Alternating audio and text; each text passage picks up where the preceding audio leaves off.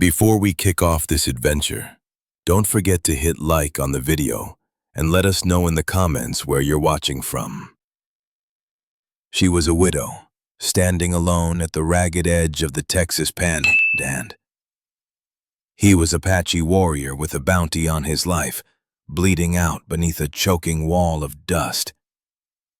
When she dragged him from the mud and hid him beneath her cabin in the root cellar, it was not an act of mercy alone. It was an act of treason. This was no simple frontier romance. This was the story of Elwyn Frost and the Apache warrior Narek. A story born of a desperate secret, shaped by betrayal, and fueled by a love that would ignite a manhunt across a land already starving for blood. What happens when the man you save is the one man the world has sworn to kill? In 1877, the wind that tore across the Texas Panhandle had a name: Devil's Breath. It rolled down from the north like a living wall of red earth, blotting out the sun and turning midday into suffocating night. Elwyn Frost, 24 years old and widowed for barely a year, felt the land tighten hours before the storm struck. Her late husband, Rowan Frost, had taught her how to listen to the ground. The cattle sensed it too, lowing and pressing together against the weak walls of their sod-roofed barn. The air reeked of iron and ozone. Elwyn barred the door of her cabin, a squat, stubborn structure of cottonwood and packed earth that Rowan had built with his own hands. Those hands now rested in a grave no more than 100 yards away, marked only by a rough wooden cross. She was alone, miles from the nearest settlement, Redemption Creek, a town that had yet to earn its name. When the storm hit, it did not arrive as wind, but as impact. The world beyond the cabin vanished, replaced by a shrieking, grinding darkness that clawed at the walls. For 2 days, Elwyn lived in a dim half-world. Fine red dust crept through every crack, coating her tongue, burning her eyes.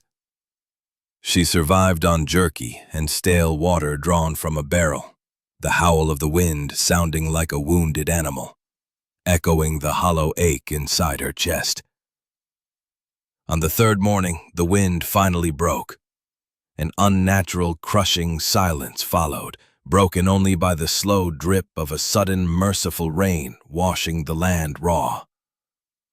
The air turned cold and heavy. Needing water and needing to check on her last 2 cows, Elwyn unlatched the door.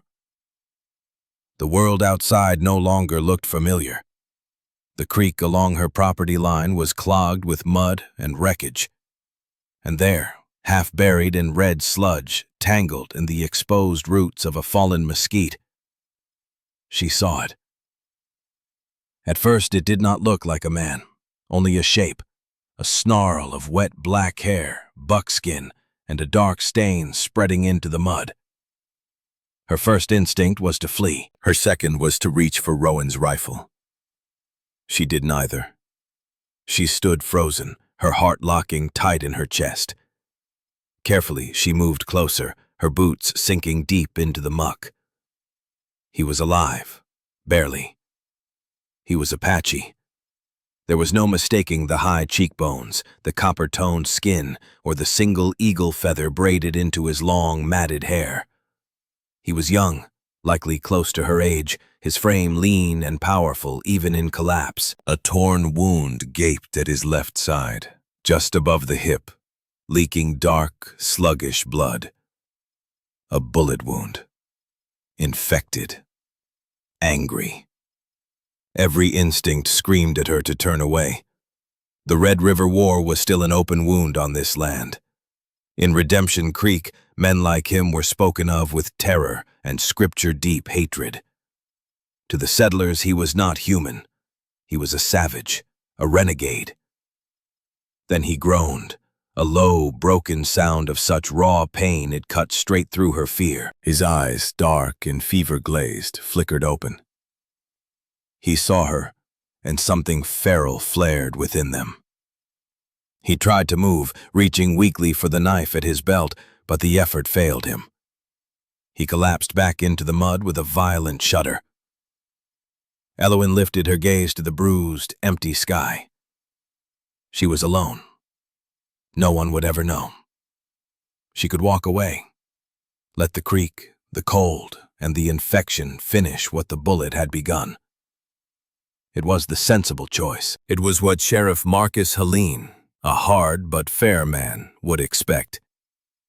She remembered the wanted poster pinned in the general store, nailed up by a bitter-eyed bounty hunter named Calder Voss. $200, dead or alive. The Apache, known as Narek, wanted for the killing of Sergeant Pierce Lang, U.S. Cavalry. She looked down at the man dying in the mud. He looked less like a killer and more like a hunted animal. "Damn it all," she whispered, the words torn away by the wind. She glanced back toward her cabin. Thought of Rowan, dead from a snake bite because help had been too far away. She couldn't do it. With strength she didn't know she still possessed, Elowen hooked her arms beneath the warrior's shoulders. He was heavy, dead weight. She slipped, dropped to her knees in the freezing mud, then hauled him up again. Step by agonizing step, she dragged him across the yard and into the cabin. She did not take him to her bed. That was too exposed. Instead, she pulled him onto the thick buffalo rug at the center of the room. She kicked it aside, revealing a flat wooden trapdoor. Lifting it open, she exposed the dark square of her root cellar below. It was shallow, no more than 4 feet deep, and reeked of damp earth, potatoes, and smoked ham. It could be a tomb, or a sanctuary. She lowered him into the darkness. His breathing was thin, uneven. He barely stirred. And with that choice, Elowen Frost crossed a line she could never step back over. She retrieved her medical satchel, carbolic acid, clean bandages, and a corked bottle of laudanum. As she lowered herself into the cellar, the man, Narek, fixed his gaze on her. He spoke, a dry, scraping sound in a language she could not understand. It might have been a curse. It might have been a plea. "You're safe," Elowen said, her voice unsteady. "For now." She lit the lantern, and the small earthen chamber filled with wavering shadows. His eyes, hard and black as broken obsidian, followed her every movement. He flinched when she pressed the damp cloth to his wound. "This is going to hurt," she said, more to steady herself than him. She uncorked the carbolic acid. "I'm sorry." When the liquid touched the infected flesh, he did not scream. Instead, his body arched violently from the dirt floor, a strangled hiss ripping from his throat, every muscle locked tight as iron. His hands shot out and clamped around her wrist with crushing strength, forcing a cry from her lips. The lantern rocked, threatening to spill them into darkness. For a long, brutal moment, time froze. The hunted and the helper locked together in pain and terror. His stare burned into hers. He was searching. For deception. For betrayal. Elowen did not pull away. She forced her hand to relax, letting it go slack in his grip, a silent surrender. "I am not killing you," she said slowly, shaping every word. "I am helping you." Gradually his fingers loosened. His head fell back, his face drained of color and slick with sweat. Whether he trusted her, or simply lacked the strength to fight, she could not know. She cleaned the wound, packed it, and bound it tightly with strips torn from her own bed sheets. She tipped a few drops of laudanum mixed with water between his cracked lips. He coughed once, then swallowed. His eyelids finally fluttered shut. Elowen sank back on her heels, her entire body trembling with spent adrenaline. Above her, the cabin was silent. Outside, rain whispered against the earth. Below the floorboards of her life, An Apache fugitive wanted for murder lay breathing in her cellar. She had either signed her own death warrant or, for the first time since Rowan Frost had died, done something that made her feel alive. She could not tell which. For 3 days, Elowyn lived 2 lives. Above ground, she was the grieving widow, repairing fences, clearing storm wreckage, settling her half-wild cattle. She moved with frantic purpose, determined to make the ranch appear ordinary, forgettable. Below ground, in the lantern-lit dark, she became a nurse to a man who embodied everything her world feared. His name was Narek. He whispered it on the 2nd day, during a brief clearing between fevers. "Narek," he said, touching his chest. "Elowyn," she replied, pointing to herself. Their communication was slow, clumsy, built from gestures and silence. He was not an easy patient. He resisted the laudanum, despising the haze it brought. But the fever was stronger. She was relentless, forcing water and broth past his lips. She learned quickly that he was proud. When she tried to help him use the bucket, humiliation flashed in his eyes so sharply that she turned her back at once, her own cheeks burning, granting him that small mercy. She continued tending the wound. It was deep. The bullet was still inside. She knew, with a tightening certainty, that it would have to be removed. On the 4th day, the fever finally broke. He woke with clear, focused eyes for the first time. He was weak, but the defiance had returned, now edged with something else. Watchful curiosity. He studied her as she rewrapped his side, her hands steady now, practiced, gentle. He spoke again in his language, low and melodic. She shook her head. "I don't understand." He gestured to the bandages, then to her. He tapped his chest twice, a sign she recognized as gratitude. "You're welcome," she whispered. The fragile calm shattered at the sound of approaching horse hooves. Elowyn's blood turned cold. Narek heard it too. His body tightened, and he tried to rise at once, his hand instinctively reaching for a knife that was no longer there. "No," Elowyn hissed, pressing him back down. "Stay quiet, not a sound." She scrambled up the ladder, slammed the trapdoor shut, and dragged the heavy buffalo rug back into place. She scattered straw and dirt across the seams, her heart pounding. The blood-soaked rags were gone, burned. The bowl was clean. She grabbed her shawl, draped it around her shoulders, and stepped onto the porch, smoothing her apron, schooling her face into boredom. 2 riders were approaching. One was Sheriff Marcus Aline. The other was the bounty hunter, Calder Voss. Voss looked like a man carved from gristle and tobacco spit. His small black eyes missed nothing. 2 pistols hung low at his hips. Sheriff Aline was his opposite. Tall, broad-shouldered, weathered, but clear-eyed. He had respected Elowyn once. He had been Rowan Frost's friend. "Mrs. Frost," Aline said, tipping his hat. His voice carried weight. "Apologies for the intrusion." "Sheriff," Elowyn replied, forcing her voice to stay level. Calder Voss merely nodded. His eyes swept across her land, the barn, the line of the creek, the chimney rising from the cabin.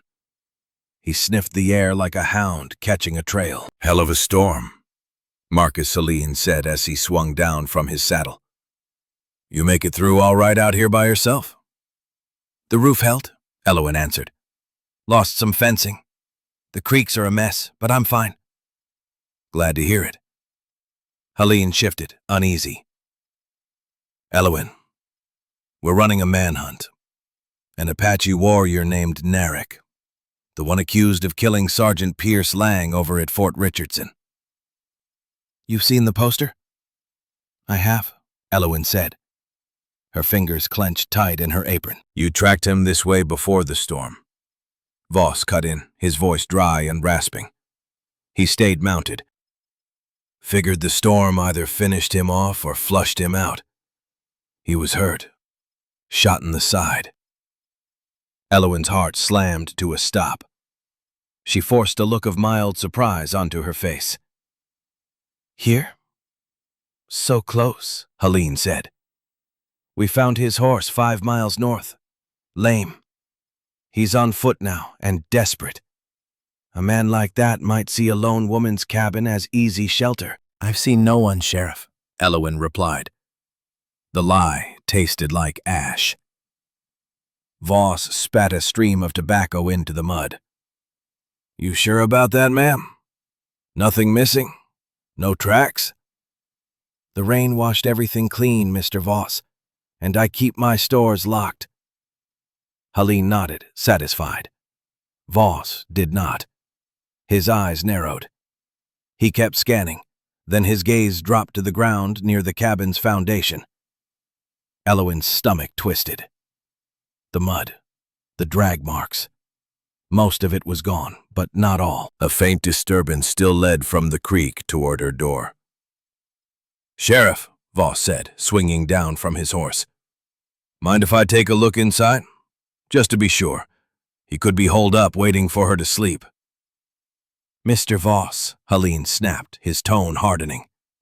"This is Mrs. Frost's home, and she's out here alone." Voss smiled thinly. "Just making sure she stays that way. That's all." Elowen had no choice. "Of course. Be my guest." She led them inside. The cabin was small. 1 room, a bed, a cold hearth, a table. It took less than 10 seconds to see it all. Voss searched anyway. He checked beneath the bed, opened the pie safe. His gaze dropped to the floor. He stopped. His boot tapped once, then again, right over the buffalo rug. Directly above Narek. Elowen swayed. The silence pressed so hard she was certain he could hear her heart. Tap. Tap.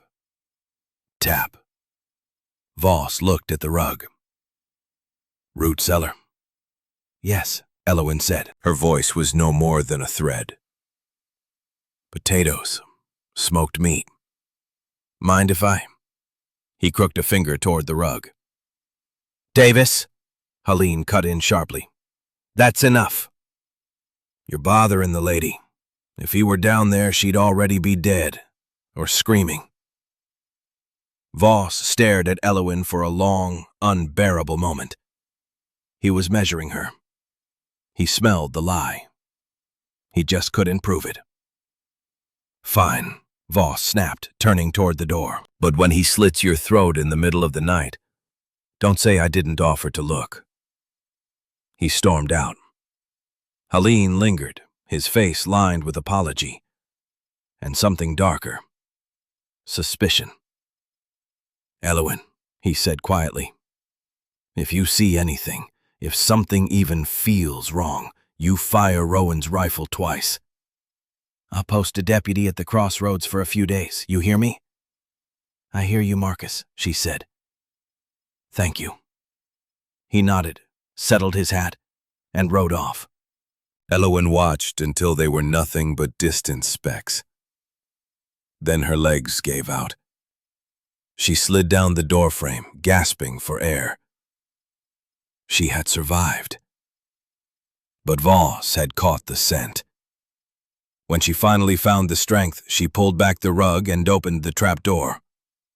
Narek was no longer lying down.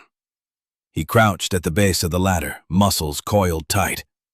In his hand was the small paring knife she had left atop a sack of potatoes. His eyes burned black. He had heard everything. He knew exactly what she had risked. He looked at the blade, then at her. He did not drop it. Instead, he turned it in his hand and held it out, hilt first. It was the second time Narek had surrendered himself to her. The bullet had to come out. The wound, briefly deceiving her into hope, had turned a dark, furious purple. The fever was climbing again, stronger this time. Relentless. Elowen Frost understood with the hard clarity the frontier demanded that if she did nothing, Narek would be dead before the week was over. She spread a clean cloth and laid out her tools. Rowan Frost's shaving razor, honed sharp enough to bite, the small paring knife, and a pair of barn pliers she had boiled for 20 minutes straight. Beside them, she set a full bottle of whiskey and a strip of leather. She showed them to Narek. He studied the tools, then lifted his eyes to her face. His expression was stone. He understood. "This," she said, lifting the whiskey, "is for the pain." He shook his head and pushed the bottle away. "You must," she insisted. "Or this." She held up the leather strap. Narek took it without hesitation, placed it between his teeth, and lay back. His hands gripped the edges of the cot she had lowered into the cellar. His gaze fixed on the dirt ceiling, his body coiling tight in preparation. "Hold still," Elowen whispered, her hands trembling despite her resolve. She sterilized the razor and made the cut. Narek's body went rigid, a choked, animal sound forced from his throat, but he did not move. His knuckles turned white as bone. Elowen worked fast, fear burned away, replaced by a cold, necessary focus. The cellar grew stifling, thick with the stench of blood, sweat, and whiskey.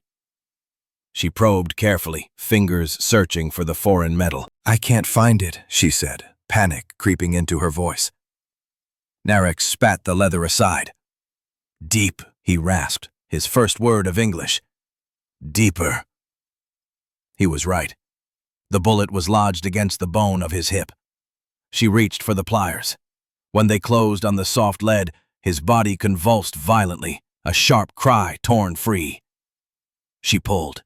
The sound of metal scraping bone was unbearable. Then it gave. She dropped the mangled bullet into a bowl. It rang once, a small, terrible sound. Narek was ghost pale, sweat slicking his forehead, but his eyes were clear. He was staring at her with an intensity that left her exposed. She poured the whiskey directly into the open wound. This time he screamed. It was raw and primal. He bit down on his own arm to silence it. Elowen clamped a hand over her mouth, tears spilling as she stitched the wound closed with needle and fine thread. When it was finished, they were both shaking. The fever retreated.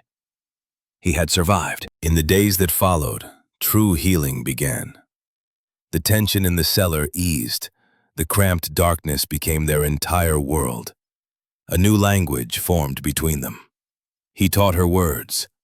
Tas for moon, Pi for mother, Acna for thank you. She taught him English, water, bread, safe. And slowly, he told her his story. He was not a murderer. Sergeant Pierce Lang had been corrupt, stealing horses from the reservation and selling them for profit. Narek's family had been next. Narek had gone to protest, to beg for their return. Lang and 2 other soldiers tried to arrest him. When he resisted, they drew their guns. Narek threw his knife. It was a single throw, lucky or cursed. It struck Lang in the throat. The other soldiers opened fire as Narek fled, one bullet tearing into his side. Elowen, in turn, told him about Rowan, about the snake bite, the distance from help, the silence that followed. She spoke of loneliness, of the prairie's crushing quiet. Narek listened, his dark eyes holding an ancient understanding of loss. Something unspoken took shape between them. It was in the way he watched her hands as she sewed, in the way she began bringing her mending down to the cellar just to sit near him. One evening, her hand brushed his as she passed him a cup. A shock like lightning ran through them both. They froze, staring at each other in the lantern's low glow. It was forbidden. It was dangerous. And it was as real as the packed earth beneath their feet. But their fragile refuge was not unseen. Jory Flint, thin, sly, and patient, owned the neighboring section. 3 miles away, if that could be called close. Since Rowan's death, he had coveted Elowin's land, especially the creek. He had made crude, unwelcome offers to relieve her of the ranch, offers she had flatly refused. Flint had been watching her for days. He had seen the tracks Calder Voss noticed. Where Voss smelled a fugitive, Flint smelled opportunity. From a bluff, using a spyglass, he watched her cabin. He saw her go to the barn, not to milk. He saw her draw extra water. He saw her late one night tipping a bucket of blood-dark water into the creek. And on another evening, when Elowin had left the trapdoor open for just a breath of cool night air, Jory Flint, having crept onto her land, peered through the cabin window. He saw her, and he saw him. He saw Elowin laughing, a soft, real laugh he had never heard from her before. He saw the Apache warrior, his side bound tight, sitting upright by the hearth, smiling back at her. Flint's face twisted into something ugly, greed wrapped in self-righteous fury. He had her. He did not ride for Sheriff Marcus Aline. He rode straight for Calder Voss, who was drinking away his frustration in the town saloon. The $200 bounty was all Flint cared about, along with the land that would soon be forfeit. The posse formed before dawn. Elowin and Narek were inside the cabin. He was strong enough to stand now, and she had let him out of the cellar to stretch his legs and feel the warmth of the hearth. It was a reckless mercy. The thunder of a dozen horses charging toward the cabin was their only warning. "Elowin!" Narek shouted, his voice sharp, commanding. He snatched up the small paring knife, his only weapon. Elowin ran to the window. Her blood turned to ice. It was not just Sheriff Aline. Calder Voss was there. So was Jory Flint, and half a dozen deputized townsmen, all armed to the teeth. Flint was pointing straight at her cabin, his face blazing with triumph. "The cellar!" she screamed, racing for the trapdoor. "Narek, get in!" "No," he said, catching her arm. "They came for me." "They will find me. You, run!" "Run north. Don't be foolish. They will kill you." "I can talk to them," she pleaded. "I'll tell them." "What?" He cut in, his face hard. "That you helped me? They will hang you." The horses closed in around the cabin. "Mrs. Frost?" Sheriff Aline's voice boomed. "Come out with your hands raised. We know he's in there." Elowin's thoughts scattered. There was no time, no escape. Narek looked at her, his eyes filled with something like grief. He cupped her cheek, brief, rough, unforgettable. "You have a strong heart," he said softly. "El Zero Win Frost. Akna." Then he did the last thing she expected. He shoved her into the narrow pantry and slammed the door shut, dropping the bar from the outside. "Narek, no!" she screamed, pounding on the wood. "Narek, open this door!" She heard him kick the buffalo rug aside from the trapdoor. He was not hiding. He was preparing to fight. "Narek!" Calder Voss roared.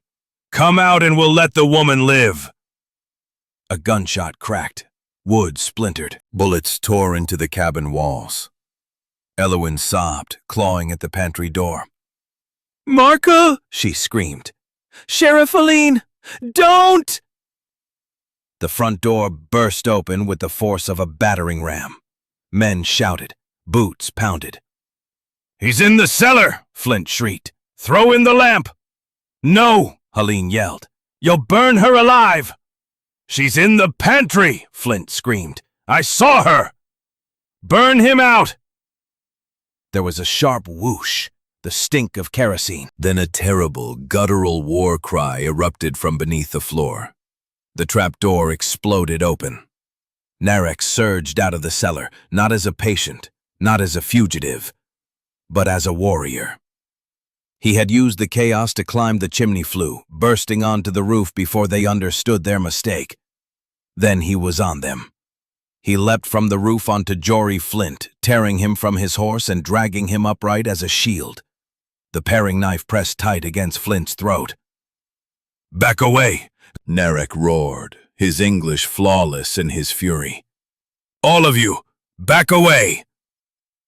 Rifles snapped into place, trained on them from every side. Flint went pale, squealing. "Let me go!" "Let him go, Apache," Voss sneered, raising his rifle. "You can't escape." "Maybe not," Narek said, his eyes flicking to Elowin's window. "But I can send this one to hell first." Sheriff Aline raised a hand. "Son, don't make this worse. You're surrounded." "Let him go," Helene urged. "I'll see you get a fair trial." Narek laughed. It was harsh, bitter. "A fair trial," he said. "Like Sergeant Pierce Lang?" Helene hesitated. Calder Voss did not. "To hell with this," Voss muttered. He shifted his aim, not at Narek, but at Jory Flint. "The bounty says dead or alive," Voss said coldly. "Doesn't say who." Calder Voss pulled the trigger. Jory Flint jerked violently, a red bloom spreading across his chest. Narek recoiled in shock and shoved the dying man away as a wild volley of gunfire erupted. A bullet tore clean through Narek's shoulder. Another grazed his temple. He staggered. The knife slipped from his numbed fingers and fell into the dirt. He was a dead man. "No!" Elowin burst through the pantry door. She ran onto the porch, straight into the line of fire. "Stop! Please stop!" The shooting faltered, then ceased. Elowin ran to Narek, who collapsed to his knees, his blood darkening the red earth of her yard. She dropped beside him, cradling his head, covering him with her own body. "Elowin," he whispered, his eyes already unfocusing. "Run." "I won't," she sobbed. "I won't leave you." Calder Voss stepped forward, smoke curling from the barrel of his rifle. He seized Elowin by the hair and hurled her to the ground. "Get off the merchandise, you traitor!" He kicked Narek, who barely stirred. "Not so tough now, are you, boy?" "Enough, Davis!" Sheriff Marcus Helene strode forward, his face thunderous. He had seen Voss shoot Jory Flint. "This is over." "It is," Voss replied calmly, leveling his pistol at Narek's head. "I'm collecting my $200. "He stands trial," Helene snapped. "That's the law." "He's Apache," Voss sneered. "This is the law." As Voss tightened his finger on the trigger, Sheriff Helene made a choice that would haunt him for years. He raised his pistol and fired into the dirt at Voss's feet. "I said enough! You will not execute a man in my custody or in front of Mrs. Frost." Voss hesitated. His black eyes promised murder. Slowly, he holstered his gun. "Fine," he said. "He'll hang in Redemption Creek, and she'll hang with him." Helene looked at Elowin, her body slick with Narek's blood, her face set in raw defiance and despair. He looked at Jory Flint's corpse, then at the wounded, bound warrior. "Mrs. Frost," Helene said hollowly, "You are under arrest for harboring a fugitive and aiding a known felon. God help you." They threw Narek across a horse like a sack of grain. They put Elowin on her own mare, her wrists bound tight. As they rode away, she did not look back.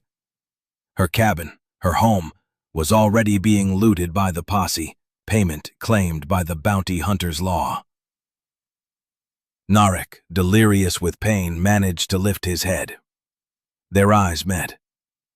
In that moment, his heart began its search.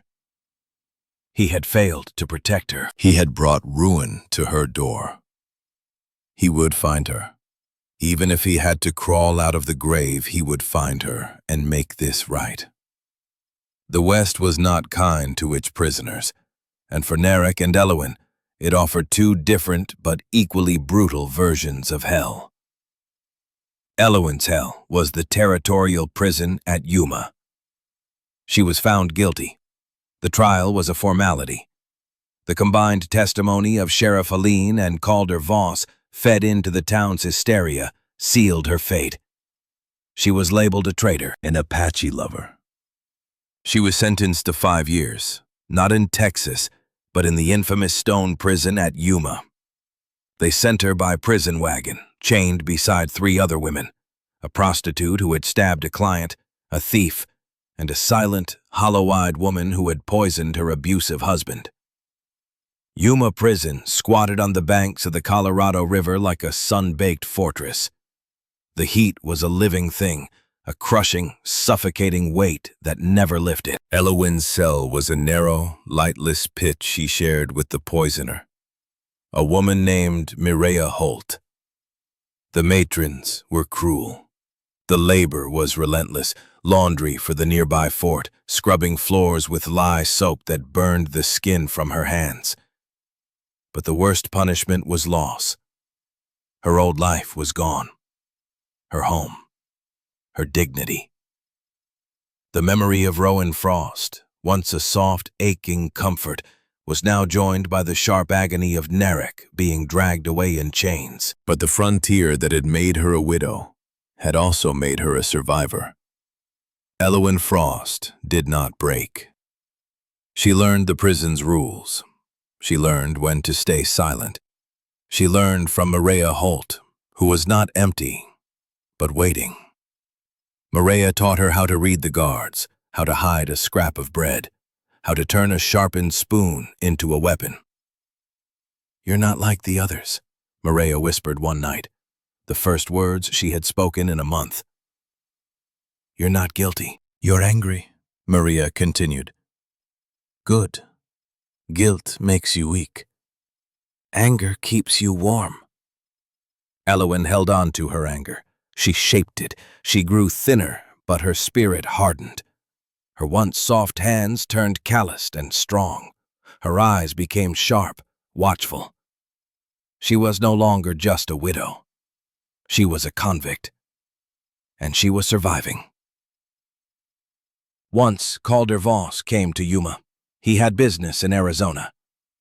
Calder Voss came to the prison with a smug look and demanded to see her. By then, the lines of confinement had begun to settle into her face. He leaned close to the bars and sneered. Elowen Frost said nothing. She simply stared back.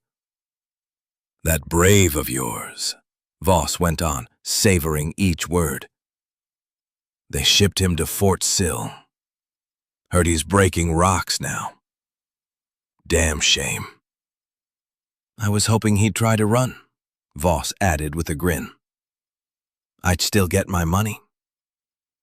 Elowen's expression never changed. "He's never seeing you again," Voss pressed, hunting for a reaction. "And when you get out, you'll have nothing. That ranch of yours." "I put a lien on it," he said proudly. "Payment for finding the fugitive. It's mine." At last, Elowen spoke. Her voice was dry, cold, scraped raw by iron and heat. "When you see Davis again," she said quietly, "tell him I'm waiting." Voss's smile faltered. He had come to gloat, but her calm defiance unsettled him. This was not the frightened woman he had arrested. He turned and left, a seed of unease rooting itself deep in his black heart. Narek's hell was Fort Sill, Indian Territory. He was not sent to a civilian prison. Labeled hostile, he was delivered to the military stockade at Fort Sill, Oklahoma. His punishment was not heat, but humiliation. They cut his hair. They stripped his name.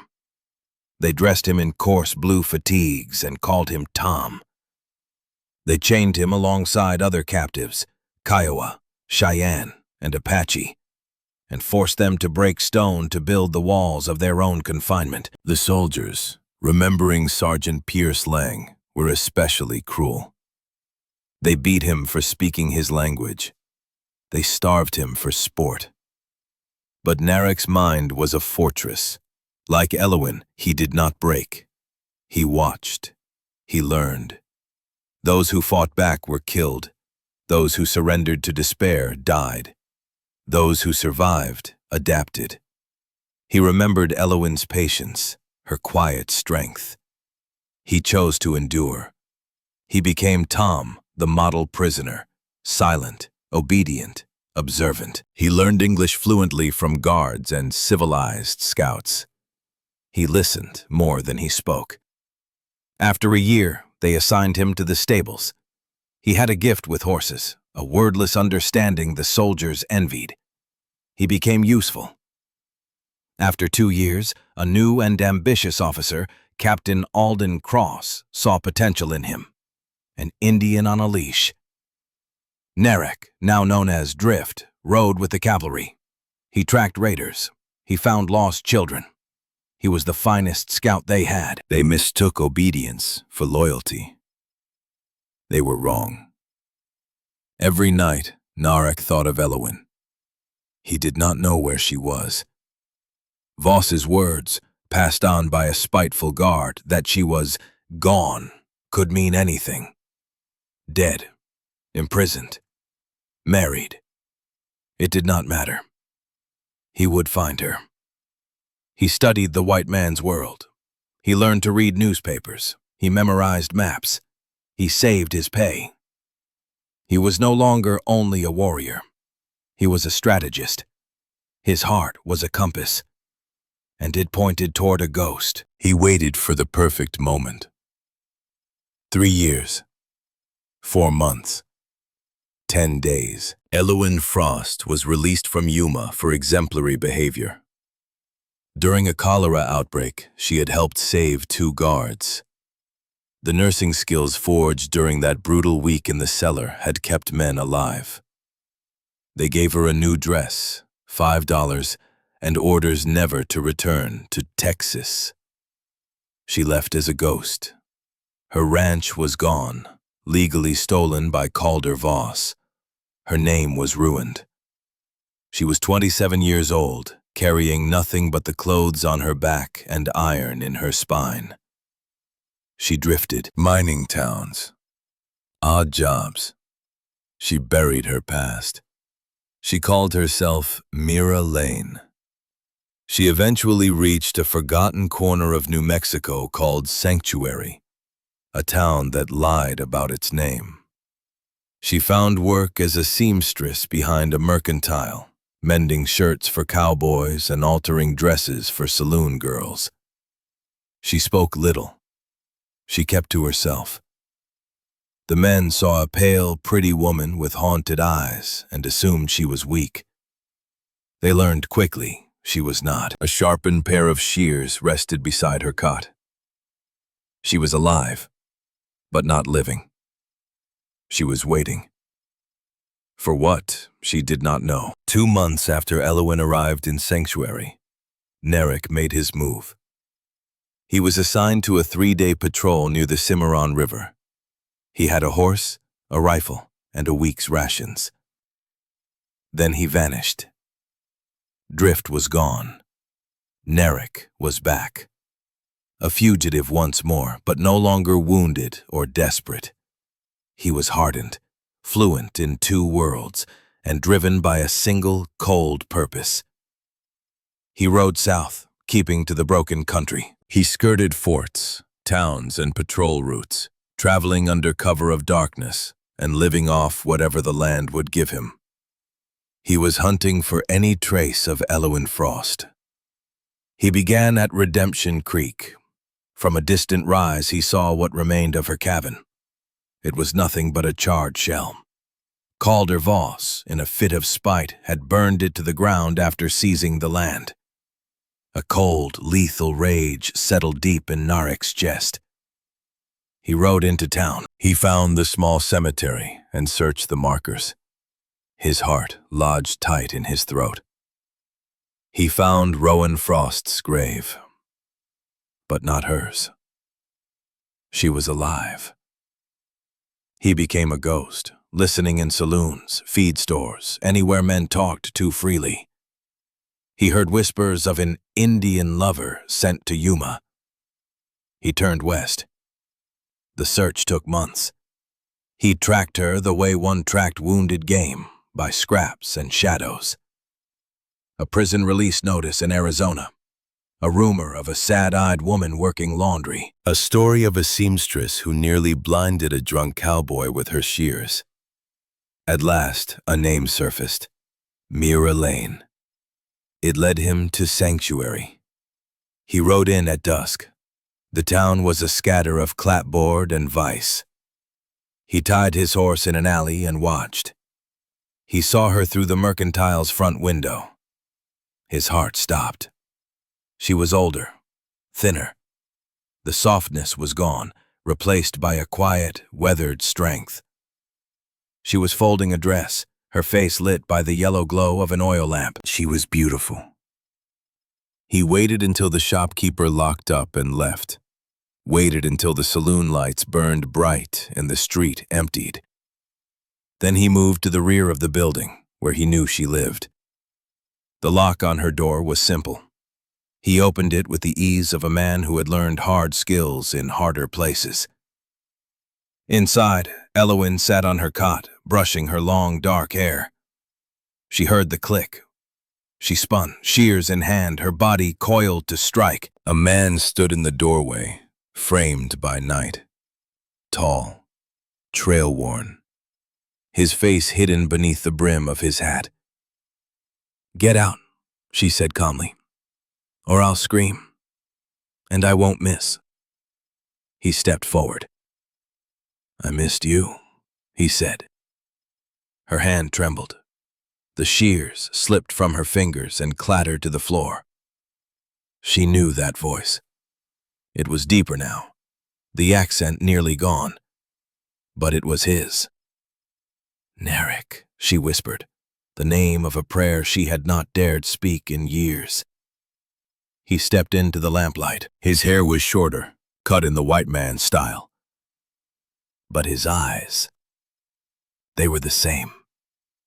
The eyes of the man she had pulled from the mud.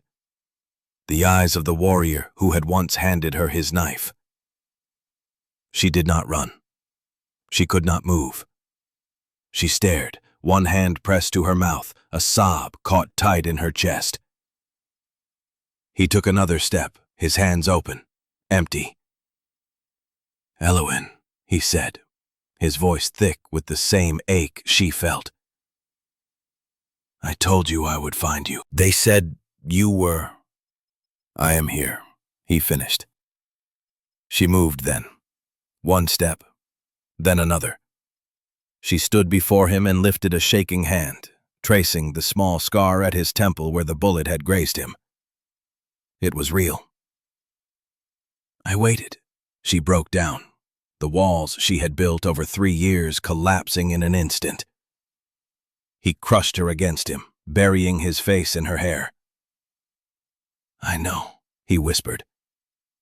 "I never stopped searching." Their reunion was not gentle. It was the collision of two survivors, two halves torn apart and slammed back together. But they were not safe. They had never been safe. Across the street, a man stepped out of the alley shadows. He had been watching the mercantile for over an hour, ever since he'd seen the strangely subdued Apache scout ride into town. Calder Voss thumbed back the hammer of his pistol. He had lost the ranch. The courts had overturned his claim on a technicality. He had lost his reputation. Sheriff Marcus Helene had made sure of that, telling anyone who would listen how Voss had fired first. But he had been waiting. "Got you," Voss whispered, a grin splitting his face. "Both of you." The knock on the door was sharp, arrogant. Elowen and Narek sprang apart, the fragile moment shattered. "Elowen Frost," Calder Voss's voice called out. I know you're in there, and I know who you've got with you. Send him out. Nerek's face hardened. He shoved Elowin Frost behind him, his gaze sweeping the cramped room for anything that could serve as a weapon or an escape. There was only the rear window, and it was far too small. He's a fugitive from military justice, Calder Voss shouted from outside. That's a federal crime, Mira Lane. You're hiding him again. You'll hang for this.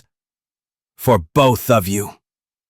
What does he want? Elowin whispered, her heart pounding so hard it hurt. Me, Nerek answered quietly.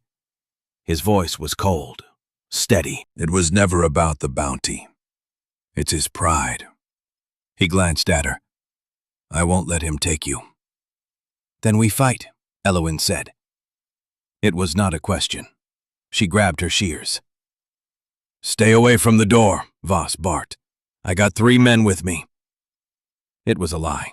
Nerek knew it. He had been watching Voss for nearly an hour. The bounty hunter was alone, too arrogant to bring help. When he comes through that door, Nerek said low, go out the window. Run. Don't look back. No, she snapped, fierce and unyielding. Not again. I'm not losing you again. Elowin. The door exploded inward. Calder Voss stood framed by streetlight, pistol already raised. Well now, he sneered. A touching reunion. Nerek didn't hesitate. He hurled the small wooden chair from the corner, aiming for Voss's gun hand. The pistol fired. The shot went wide, shattering a mirror. Using the moment, Nerek lunged, not at the man, but at the lamp. He swept it off the table. Darkness swallowed the room as oil splashed across the floorboards and ignited. No! Nerek shouted. Voss fired blindly into the dark. You're not getting away! Nerek tackled him. They slammed to the floor, grappling for the pistol, silhouettes locked together as flames climbed the walls. Elowin didn't run. She grabbed the heavy iron skillet from the cold stove. Voss was stronger. He forced Nerek down, fingers crushing into his throat, the pistol inches from his face. I've waited years for this, Voss rasped. So have I, Elowin said. She brought the skillet down with everything she had, 3 years of rage, loss, and survival. There was a sickening crack. Voss went limp, collapsing onto Nerek. Nerek shoved him off, coughing, gasping for air. Smoke filled the room. Are you hurt? Elowin cried, gripping his arm. No. He pulled her toward the rear window. Fire! Someone screamed from the street. The front door was already blocked by flames. Nerek smashed the window with the skillet. Go! He shoved her through the narrow opening, glass slicing her arms, then followed after. They hit the alley hard, coughing, ears ringing. This way, Nerek said, dragging her toward his horse. They burst out of the alley and froze. Standing in the middle of the street was Marcus Helene. He looked older, white hair, a face carved by regret. He wore no badge. Sheriff, Elowin breathed, her heart sinking. It was over. Helene took in the burning mercantile, the townsfolk shouting, forming a bucket line. He looked at Nerek and Elowin, hands locked together, both streaked with soot and blood. Then his eyes snapped to the figure staggering from the flames. Calder Voss, alive. Blood streamed down his face as he raised his pistol. Traitors! He screamed. You're all dead! A single shot rang out. Voss froze. Surprise flickered across his face as he looked down at the dark hole in his chest. Then he collapsed, dead in the street. Elowin and Narek stared. Marcus Helene sat on his horse, his pistol still smoking. He had been tracking Voss, not them. He'd heard the bounty hunter boasting, bragging he'd finish what he started with Elowin Frost. The retired sheriff had come to stop it. Helene looked at the body, then at Narek. I heard, he said quietly. that Pierce Lang was selling army rifles to the Apache. His ledger turned up a year later, after you were sent to Fort Sill. Your story was true. Narek said nothing. Elowin stepped forward. Sheriff, Marcus, what happens now? Helene holstered his gun and looked at the chaos, the fire, the dead bounty hunter. Now, he said evenly, I file my report. I'll tell the marshal I arrived just as a fire broke out. I saw Calder Voss, Marcus Helene said evenly, a known agitator. He came running out of the flames and fired at me. I returned fire. Self-defense. He paused, then looked at Elowin Frost, and then at Narek. As for the rest, he continued, voice flat, I never saw you. I never saw Mira Lane. And I never saw the scout they used to call Drift. I saw no one. He held Narek in a long, steady gaze. The hunt for Elowin Frost ends tonight, son. But your life as a wanted man does not. You both need to vanish. Where do we go? Elowin asked, her voice shaking with a fragile, unfamiliar hope. North, Helene replied. Keep riding until the law no longer follows. Past the territories. Go to Canada. Take new names. Build a different life. He tipped his hat, final, unmistakable. Godspeed, Mrs. Frost. Then he turned his horse toward the fire and the rising crowd, riding straight into the chaos without looking back. Narek lifted Elowin onto his horse. He drove his heels in and they surged forward, swallowed by the dark, heading north. They did not turn around. Behind them lay fire, ashes and graves. Ahead stretched the open prairie, black and endless, lit only by moonlight. The trail Narek had once taught her to read was clear now. His heart had stopped searching, because she was beside him. But peace was still far ahead. The chase was over. The journey had only begun. The story of Elowin Frost and Narek stands as a reminder that the American West was shaped not only by guns and statutes, but by unbreakable wills and hearts that refused to surrender to cruelty. They were two fugitives, one fleeing the law, the other escaping her past, who found their only true sanctuary in each other. What do you believe awaited them in the far north? Did they finally find peace? And what of Marcus Helene? Was his final act justice, or simply another form of frontier law? Share your thoughts below. If their story of survival and sacrifice moved you, consider showing your support. It truly helps keep these stories alive. Pass this tale along to someone who loves powerful, authentic Western drama. And remember to subscribe for more forgotten legends and frontier truths. Thank you for listening. If this story has touched your heart, I invite you to stay with us to discover more true tales of the Wild West. Stories that honor resilience, tenderness, and the spirit that God placed in those who blaze the trail. Subscribe, share, leave your thoughts in the comments, and join us once again to journey across this untamed land. Thank you.